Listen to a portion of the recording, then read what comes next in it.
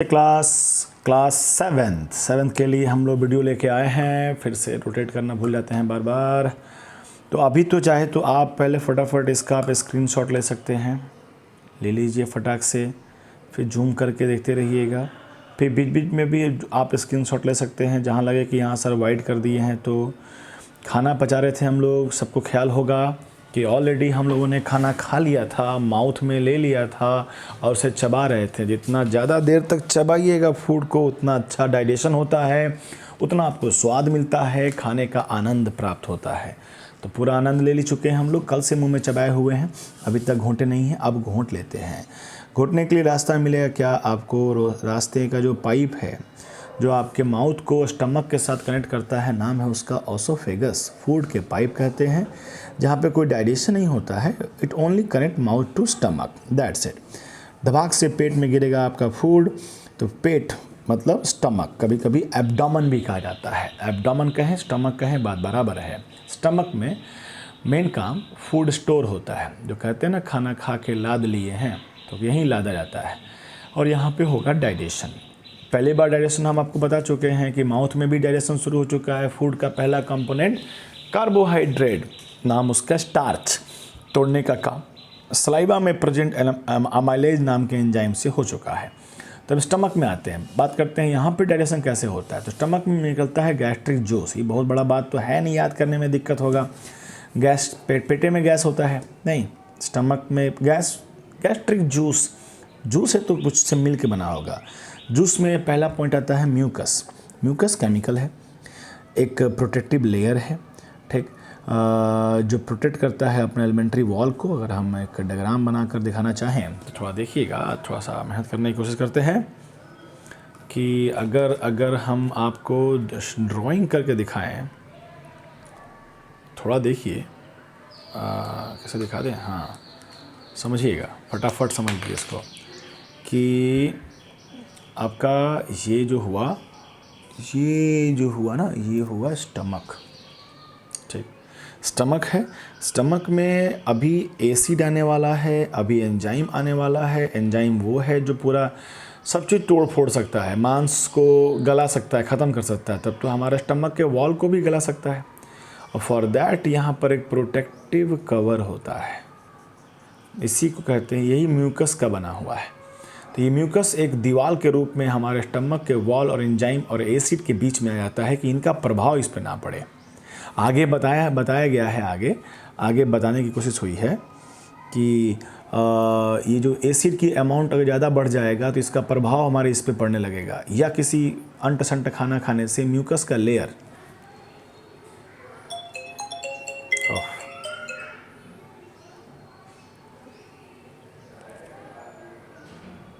हाँ जी, होना जाता है। म्यूकस का लेयर पढ़ाना आपका इम्पोर्टेंट है। म्यूकस का लेयर जो है अगर कम हो गया तो भी प्रभाव पड़ता है एसिड का, जिसे हम लोग एसिडिटी कहते हैं।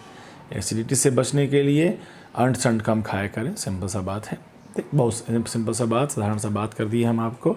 वापस ले चलते हैं आपको अपने टॉपिक पे। टॉपिक क्या है?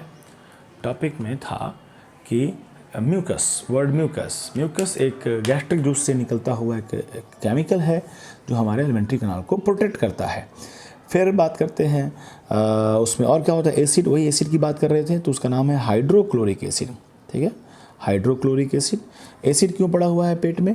इसलिए पड़ा है, खाना खाते हैं तो बहुत सारा जर्म्स कीटाणु भी तो फूड के साथ आ सकता है, तो एसिड में ताल दिया जाएगा, उसको मर जाएंगे सारे एसिड, सारे जर्म्स।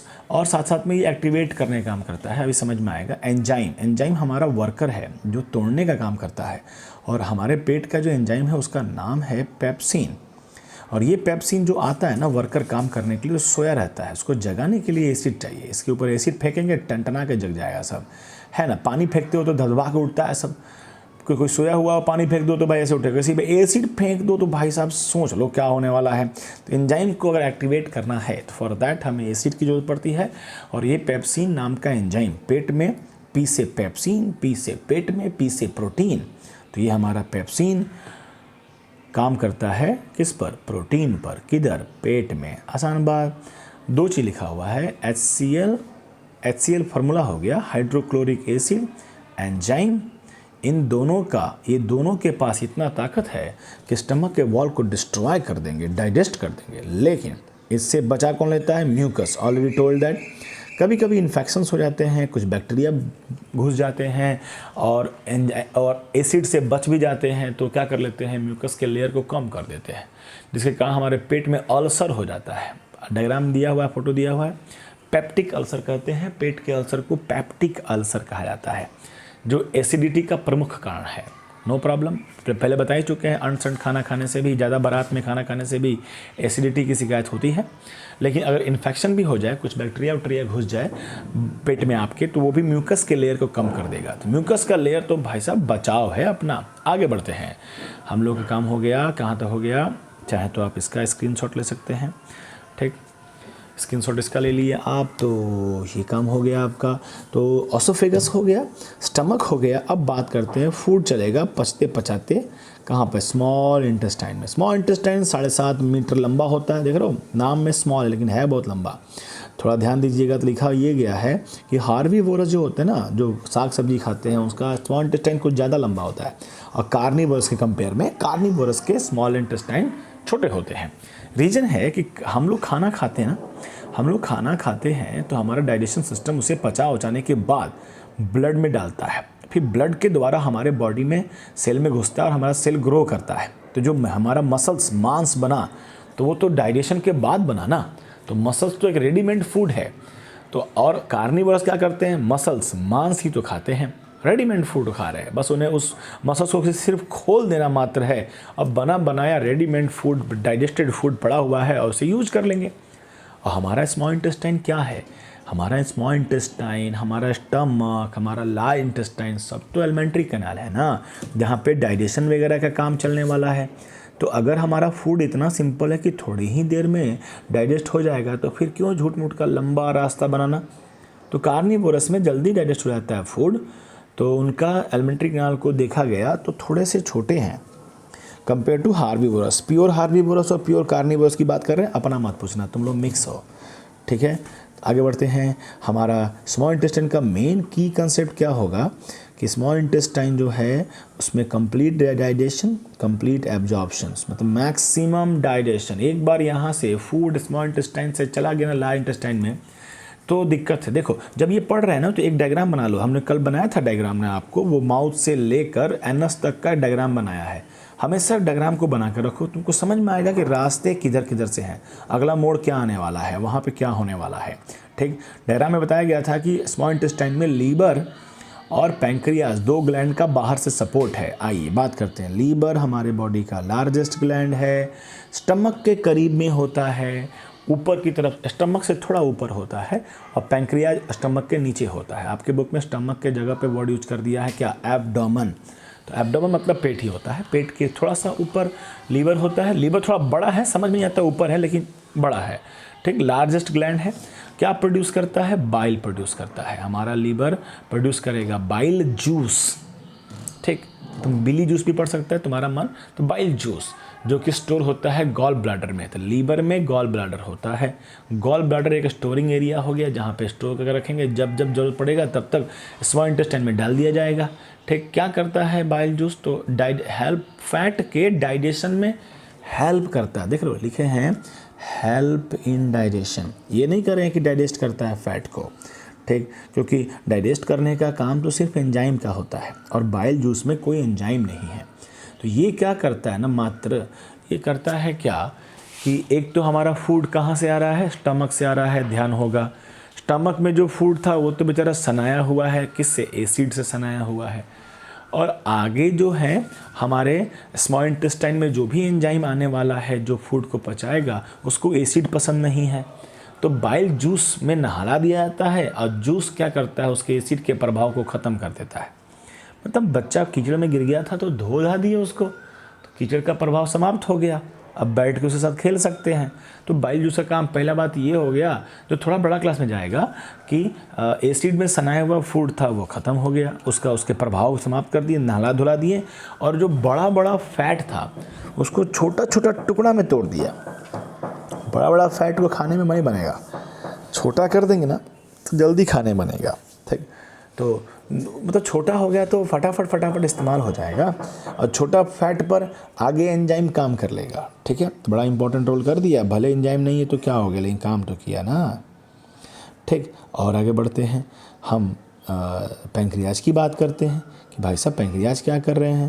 पैंक्रियाज स्टमक के नीचे होते हैं, उनसे जूस आता है पैंक्रियाटिक जूस। कोई क्वेश्चन पूछेगा क्या आपसे कि पैंक्रियाटिक जूस किसे कहते हैं, तो कह दीजिएगा पैंक्रियाज से निकलने वाले जूस को पैंक्रियाटिक जूस कहते हैं, जिसके अंदर बहुत सारा एंजाइम होता है। एंजाइम का नाम नहीं दिया है बुक में, तो हम भी आपको नहीं बताएंगे, जानने की भी ज़रूरत नहीं है। आप ये जाने कि प्रोटीन, फैट, कार्बोहाइड्रेट क्या नहीं, किसी को छोड़ा नहीं, सबको पचा देता है, डाइजेस्ट। मतलब इसके पास एंजाइम है, इस जूस में एंजाइम है तभी पचाता है, और इस जूस में एंजाइम नहीं है तो ये पचाता नहीं है, हेल्प करता है। ठीक, थोड़ा पचने पचाने की बात को समराइज़ कर दें, कहीं पर भी कार्बोहाइड्रेट टूटे, कहीं पर भी फाइनली टूटेगा तो ग्लूकोज बनेगा। ठीक, तो बड़ा प्रोडक्ट हो गया कार्बोहाइड्रेट, छोटा प्रोडक्ट हो गया ग्लूकोज। कार्बोहाइड्रेट को हमारा बॉडी का सेल नहीं ले सकता है, ग्लूकोज को ले सकता है। प्रोटीन टूटेगा तो अमीनो एसिड बनेगा, फैट या लिपिड दोनों एक ही टर्म है। टूटेगा तो फैटी एसिड और ग्लिसरॉल। देखिए फैट में बहुत दिक्कत है, ये देखो फैट के लिए बाइल जूस को आना पड़ा। फैट बहुत तकलीफ भी करता है, सबको जानता है, जिसके पास फैट होगा वो बात जानता होगा। फैट टूटता भी है तो एगो नहीं दूध याद करना पड़ता है, यादों करने में तकलीफ है। फैटी एसिड और ग्लाइसरॉल। आगे बढ़ते हैं, तोड़ फोड़ दिए। मैक्सिमम डाइजेशन होने के बाद से हमें ज़रूरत ये है कि जैसे जैसे डाइजेशन होता है वैसे वैसे एब्जॉर्प्शन भी करना होगा। ठीक, मतलब उसको कहाँ से, ध्यान दीजिएगा, कहाँ से, ये फूड एलिमेंट्री कैनाल के अंदर है तो ब्लड में चला जाना चाहिए। जितना ज़्यादा सरफेस एरिया होगा, देख रहे हो surface area, higher surface area absorb more. जितना ज़्यादा सरफेस एरिया होगा उतना फटाफट अंदर से ब्लड में जाएगा। अब अगर एलिमेंट्री कैनाल को देखा गया, स्मॉल इंटेस्टाइन को, तो सही मायने में स्मॉल इंटेस्टाइन ऐसे दिख रहे हैं कुछ फिंगर लाइक, इसमें तुम्हारा उंगली घुस जाएगा, तो फिंगर लाइक है। क्यों फिंगर लाइक बनाया है, ताकि इसका सरफेस एरिया ज़्यादा हो। तुम समझ रहे हैं ना, इसको हाथ से धक्के तान दोगे तो और लंबा हो जाएगा, लेकिन इतना यहाँ से लेकर यहाँ तक के बीच में ही ना काम हो गया। समझ लो बात को। ठीक, तो यहाँ पर फिंगर लाइक प्रोजेक्शन हो गए, जिससे कहते हैं विली। तो विली पढ़ लो, बिलाई पढ़ लो, विलाई पढ़ लो, तुम्हारा इच्छा। VILLI लिखना जरूर। तो finger like projection is called Willie.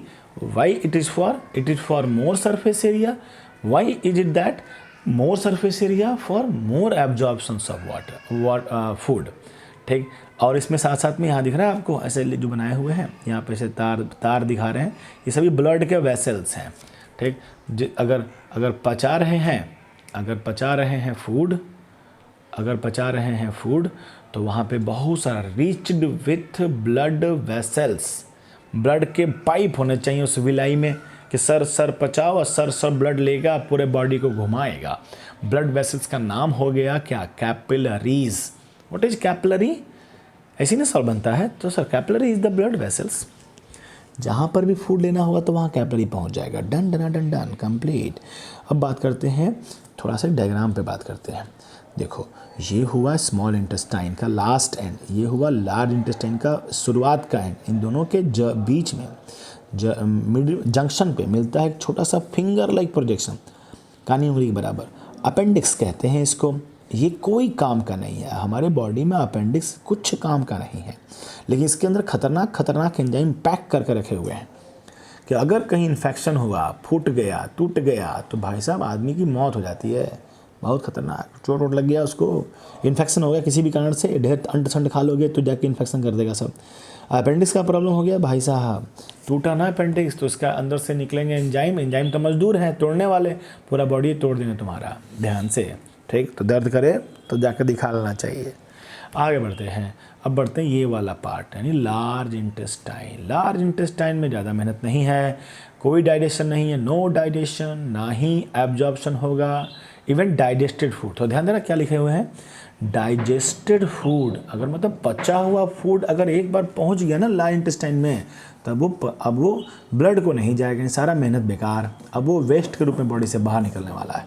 हमारा लार्ज इंटेस्टाइन का मेन काम क्या होता है, फूड पचा हो या ना पचा हो, उसमें से पानी को धीरे धीरे करके निकाल कर बॉडी को देते जाना।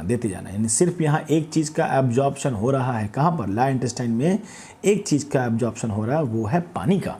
पानी एब्जॉर्ब हो रहे हैं और क्या बनाने की कोशिश हो रही है? फीकल मैटर, यही हम लोग बॉडी से वेस्ट को फेंकते हैं। तो फॉर्मेशंस होते हैं लार्ज इंटेस्टाइन में फीकल मैटर का, और रेक्टम में स्टोर होता है सेमी सॉलिड फीसेस का।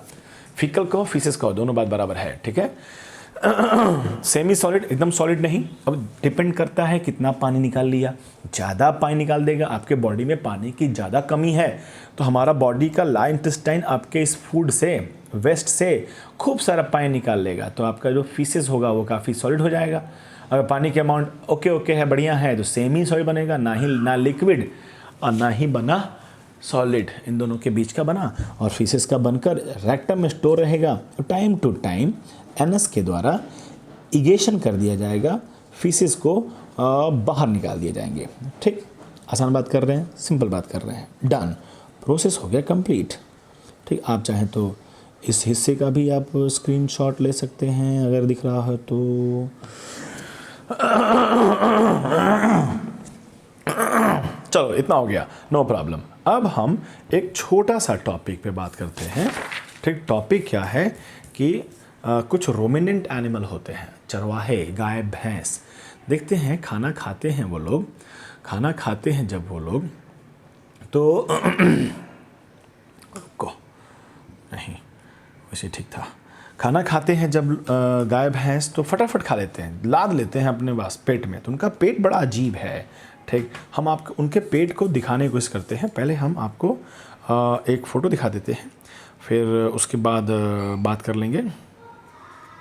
हाँ, ये आप इसका स्क्रीनशॉट ले लें पहले। ठीक, इसमें कुछ नाम लिखे हुए हैं, मिलेगा, र्यूमन लिखा हुआ है, रेटिकुलम लिखा हुआ है, ओमाशम लिखा हुआ है, एवो एमाशम लिखा, आपके बुक में भी है, नो प्रॉब्लम। ठीक, ये देख लीजिए, कुछ अलादीन का चिराग के जैसा है, कुछ चिराग निकलेगा। ठीक, हम इसको समझाने की कोशिश करते हैं, ध्यान समझिएगा। ठीक है, लास्ट पॉइंट है, चैप्टर समाप्ति की ओर है। आइए, अब थोड़ा सा तार और का दिक्कत हो रहा है हमको, एक सेकेंड, थोड़ा सा आवाज़ बदल जाएगा, कोई बात नहीं। इम्पॉर्टेंट है कि बच्चा लोगों को बात समझा देना। चलो थोड़ा मेहनत। आइए ध्यान समझिए, गाय भैंस फटाक से ले लेते हैं अपना फूड और अपने पेट में डाल देते हैं। हम लोग का पेट कैसा होता है, कुछ ऐसा होता है, राइट, ऐसा कुछ हम लोग का पेट होता है, नो प्रॉब्लम। ठीक, अब रोमिनेंट एनिमल के क्या होते हैं कि उनका एक बड़ा सा, आप देखिएगा, ध्यान से देखिएगा, ठीक है, एक बड़ा सा ये हिस्सा, बड़ा सा ये पेट है इनका। पेट में एक नहीं, दो नहीं, तीन नहीं, चार चैम्बर होते हैं। यहाँ से अगर हल्का सा ऐसा कर दें तो ऐसा इच्छा कर रहा है कि ये हिस्सा और ये हिस्सा अलग करना चाह रहे हैं। ठीक है, ठै फोटो खींच रहा है मेरा मोबाइल। हाँ जी, तो ये हिस्सा और ये हिस्सा हम लोग करने वाले हैं। चलो, ये हिस्सा और ये हिस्सा हम लोग करने वाले हैं अलग अलग, ऐसा कुछ। ठीक, इधर से अपना फूड का पाइप है, ये गाय भैंस का फूड का पाइप हो गया। ठीक, यहाँ से फूड आ रहा है, ठीक, और इसमें गिर रहे हैं। अब दबादब खा लेते हैं तो पूरा समझो सॉलिड फूड भर जाता है। अब ये वाला हिस्सा और ये वाला हिस्सा दोनों अगल बगल में है, कुछ विशेष इसमें डिफरेंस नहीं है, हल्का फुल्का बहुत सारे छेद भी वगैरह हैं, तो ये यहाँ पर भी आ गया। अब काफ़ी हार्ड फूड है तो आके नीचे बैठ गया। ठीक, इस हिस्से को र्यूमन कहते हैं, इस हिस्से को रेटिकुलम कहते हैं, आपके बुक में लिखा हुआ है, देख लीजिएगा। ठीक, तो र्यूमन और रेटिकुलम, नो प्रॉब्लम। बात करते हैं और कहते हैं यहाँ जो फूड आया ना, ये जो फूड है, ये फूड यहाँ पे एंजाइम्स होंगे, एंजाइम के साथ पार्शियल थोड़ा सा डाइजेस्ट हो जाएगा। पार्शियल डाइजेस्ट, ये लिखे हुए हैं पेज पर, इसको कहते हैं पार्शली डाइजेस्टेड फूड, कहते हैं कड। व्हाट इज कड? Partially digested food in the र्यूमन और रेटिकुलम। ठीक, जब पार्शली डाइजेस्ट हो जाते हैं, जब शांति से गाय भैंस पूरा लाद लेते हैं, उसके बाद जो गाय भैंस है अपने इसी फूड को धीरे धीरे वापस भेजते हैं माउथ में। देख रहे हैं मेहनत, पेट में रखने में फिर माउथ में आता है। अब फिर माउथ में क्या है, सलाइवा है, सबको जानता है, मुंह में पानी आना, उनके मुंह में भी है। और धीरे धीरे जो कड है, कड, इस कड को धीरे धीरे सलाइवा में खूब मिक्स करते हैं, खूब चबाते हैं, फिर जब चब जाता है तो फिर छोड़ते हैं, वापस भेजते हैं। तुम देखो ध्यान से, नीचे तो भर भर के सॉलिड भरा ना, सॉलिड चीज, तो एकदम जाम हो गया होगा। अब ऊपर से जो आ रहा है ना वो है हल्का सा लिक्विड टाइप का है, ठीक है। अब वो लिक्विड टाइप इसमें से बहते बहते बहते बहते इधर रेटिकुलम में जा, रेटिकुलम में एक और ओपनिंग है जो किसी और चैम्बर से मिलता है, जिसे ओमासम कहते हैं। तो ये जो समझ रहा लिक्विड, ये लिक्विड चला आया किस में, ओमासम में, ठीक। तो धीरे धीरे कर करके इसमें से थोड़ा थोड़ा कर्ड भेजते जाएंगे, वहाँ से पच पच के सेमी सॉलिड बन के लिक्विड टाइप बन के आते जाएंगे और यहाँ पहुँच गए ओमासम में। अब फिर ओमासम से पहुँचेंगे, चलो यही अपना पेट टाइप का है, एबो ओमासम, एबो ओमासम। इसी को ट्रू स्टमक कहा जाता है। ऐसे क्वेश्चन पूछ सकते हैं, what is true stomach in ruminant animal, तो ये हो गया एबो ओमासम, ठीक, नो प्रॉब्लम। कड को रूमन से भेजा गया फूड को सलाइबा में चबाने के प्रोसेस को रूमिनेशन कहते हैं, नो प्रॉब्लम, आसान बात है। यहाँ पे आया आपका वो कड को पीस पास के सलाइबा में फूड को भेजा गया, यहाँ कुछ बचेगा और फाइनली स्मॉल इंटेस्टाइन में ये चला जाएगा। तो हिसाब से 4 चैम्बर हो गए, रूमन, रूमिनेंट, ओमासम, एबोओमासम, नो प्रॉब्लम, ठीक। इधर पार्शली डाइजेशन होगा, कड का फॉर्मेशन होगा, फिर माउथ में जाएगा, फिर उसे वापस भेजा जाएगा लिक्विड के रूप में, लिक्विड पास करेगा रूमिनेंट में, रूमिनेंट से पास करेगा ओमासम में, ओमासम से पास करेगा एबोमासम में, और फाइनली स्मॉल इंटेस्टाइन में जाएगा। और आगे का जो घटना जानते हैं उसको जानते ही हैं हम लोग, नो प्रॉब्लम, ठीक। हम आपको वो डायग्राम भी दिखा देते जो हम आपको लिख के लाए हैं। चलिए, जैसे कि दिखाई दे रहा है आपको, फर्स्ट क्लास दिखाई दे रहा है आपको, हाई घूम गया, ठीक, हाँ जी। तो ये हुआ रूमन, ये हुआ पार्शली डाइजेस्टेड फूड कड, रेटिकुलम, ओमासम, एबोओमासम, स्मॉल इंटेस्टाइन, डन। बहुत लंबा वीडियो बन गया आज, तो कमाल कर दिए हम लोग, चैप्टर हो गया समाप्त, ठीक। अब आपका काम रहेगा कि आप शाम तक सारे के सारे बुक के क्वेश्चंस को आप बनाकर यहाँ पर ग्रुप में पोस्ट करें, ठीक। हम कल सुबह या कल दोपहर तक आपको इस चैप्टर का सारा आंसर की भेज देंगे, और मंडे को आप रेडी रहिए दोनों चैप्टर प्लांट और एनिमल न्यूट्रिशन से एग्ज़ाम देने के लिए। धन्यवाद।